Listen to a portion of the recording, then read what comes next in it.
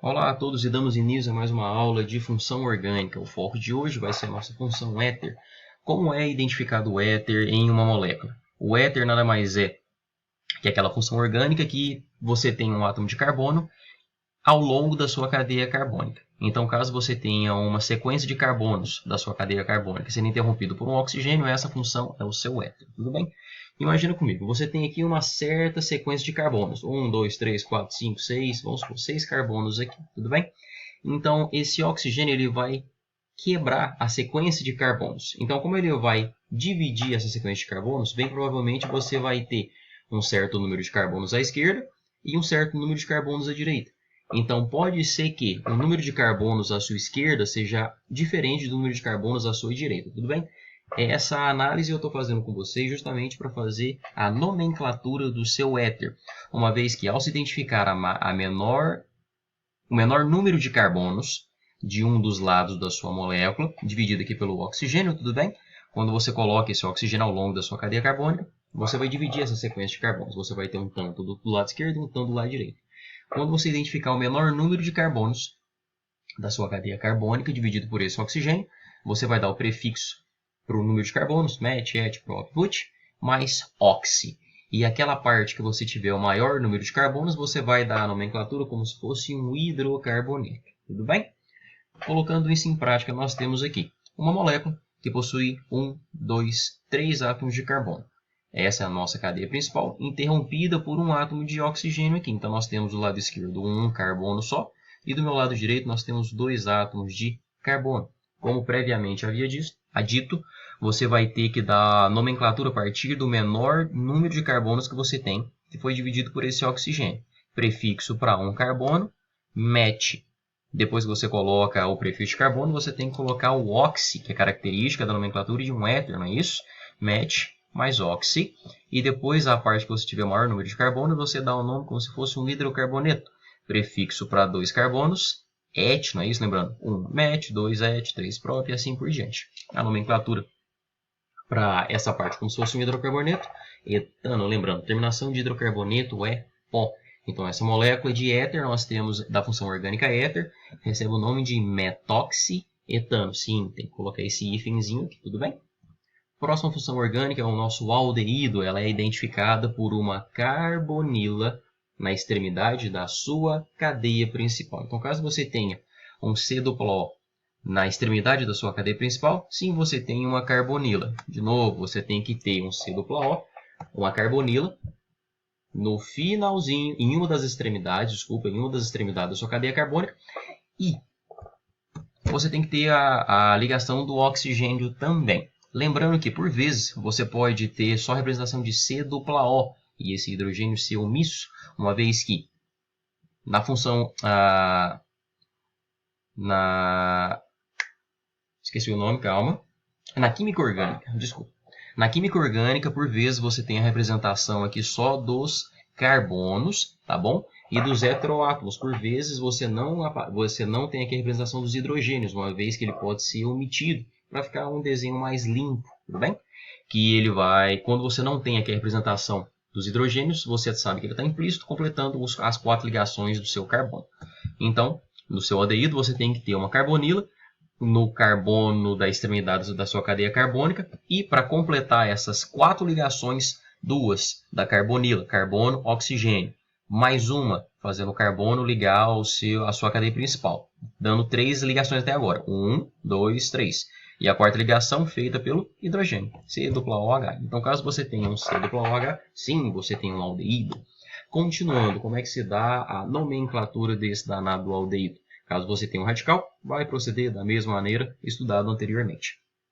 A respeito da cadeia principal, ele é composto por 3 partes, prefixo, infixo e sufixo. O prefixo diz respeito ao número de carbonos, infixo diz respeito às ligações simples, duplas e triplas, e o sufixo, você tem aqui a função orgânica dele, aldeído, al, aldeído, al. Colocando em prática, nós temos aqui alguns exemplos. Como você tem uma cadeia carbônica sendo interrompida por um oxigênio ao longo dessa sequência, você tem um éter. Pois bem, a análise feita para dar nome a um éter é: identifique a parte que você tem o menor número de carbonos Do lado direito você tem só um carbono, não é isso? Do lado esquerdo você tem 2. Então, essa vai ser a minha análise, a minha porção menor de carbonos interrompidos, separados pelo meu oxigênio.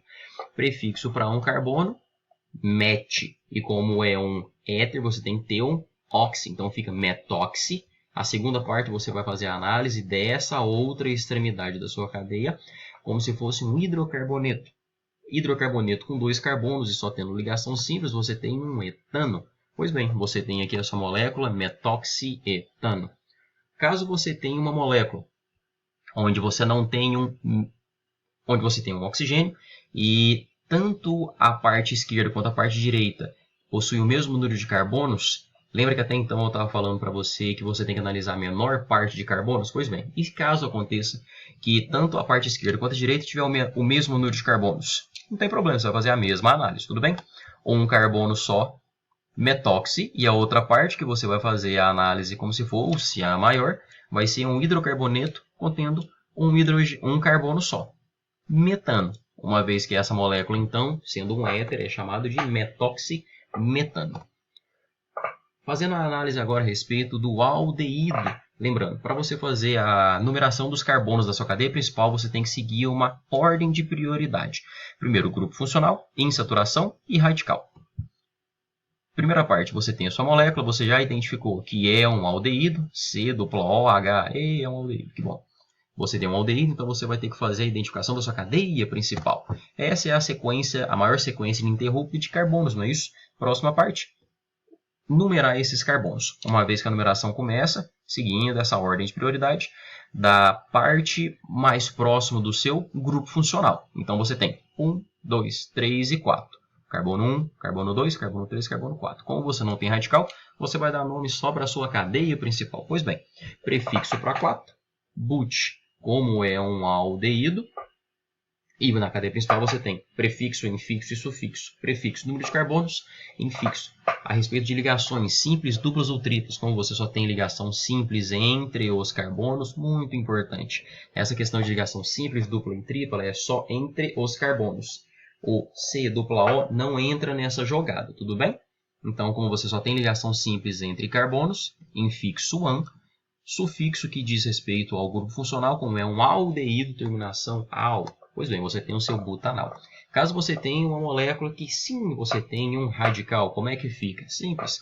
Identifica qual é a maior sequência de carbonos ininterruptos. Eu coloquei aqui a reta, como se fosse na horizontal, tudo bem? Luciano, se por acaso eu quisesse descer, teria problema? Não, não teria nenhum problema. Você teria ainda assim uma sequência de 1, 2, 3, 4, 5, 6 carbonos vindo reto, não é isso? Caso eu quisesse descer, 1, 2, 3, 4, 5, 6. Daria 6 do mesmo jeito, tudo bem? Então, após fazer a identificação da minha cadeia carbônica, você faz a numeração dos carbonos. De novo, respeitando essa ordem de prioridade para você começar a numerar os seus carbonos. Então, nós temos carbono 1, 2, 3, 4, 5 e 6. Pois bem, você já identificou que você tem um radical no meu carbono 4, não é isso? Qual o nome que você dá para um radical contendo 2 carbonos? É só colocar o número de carbonos mais il ou ila, que é característica de radical. Prefixo para 2 carbonos, et. E como você tem um radical, ele vai ser etil ou etila, você que escolhe. Dando um nome para essa molécula. Primeiro você coloca o seu radical. Pois bem, junto com a posição dele. Muito importante colocar. De onde veio esse 4? Diz respeito que é no carbono 4, que está ligado ao meu radical etil. Tudo bem? Então fica 4-etil. Prefixo para 6, ex. Como você só tem ligação simples entre os carbonos da minha cadeia principal, infixo an. Sufixo que diz respeito ao seu grupo funcional, que nesse caso aqui é um aldeído, terminação al. Então aqui nós temos o 4-etil hexanal. Pronto, por hoje é só.